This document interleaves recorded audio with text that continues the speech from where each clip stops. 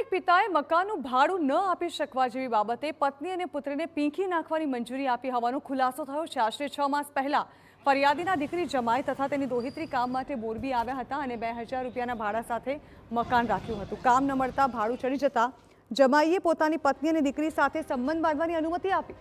સમગ્ર મામલે દીકરીની માતાએ દીકરી અને દોહિત્રી સાથે દુષ્કર્મ આચર્યું હોવાની ફરિયાદ નોંધાવી છે।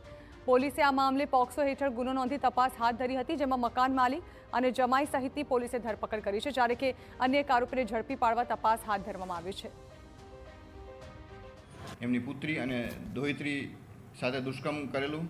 પહેલાં એના જમાઈ છે એને સહમતિ આપી અને મકાનના જે મકાન માલિક છે એને સહમતિ, પછી એની જે નજર બગાડી અને જેની દોહિત્રી છે ફરિયાદીની એની સાથે પણ મકાન માલિકે દુષ્કર્મ ગુજારેલું, જે બાબતે ગુનો દાખલ કરી અને આરોપીના રિમાન્ડ મેળવી અને આગળની કાર્યવાહી એ ડિવિઝન પીએ ચલાવી રહી છે। આ કામમાં એક આરોપી ધરપકડ કરવાના બાકી છે।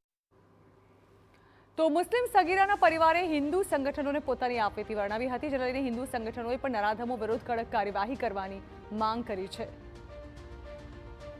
પણ અમે રજૂઆત કરી છે કે આવા કોઈ પણ જે નાબાલિગ દીકરીઓને જે શોષણ થાય છે અને જે ભોગ બને છે એવા નરાધમને કડકમાં કડક સજા કરવામાં આવે અને ફાસ્ટ ટ્રેક કોર્ટમાં કેસ હલાવીને અને કડકમાં કડક સજા થાય એવી સરકાર દ્વારા પણ જે પૂરેપૂરી પરિવારને હેલ્પ કરવામાં આવે એવી અમારી નમ્ર વિનંતી છે।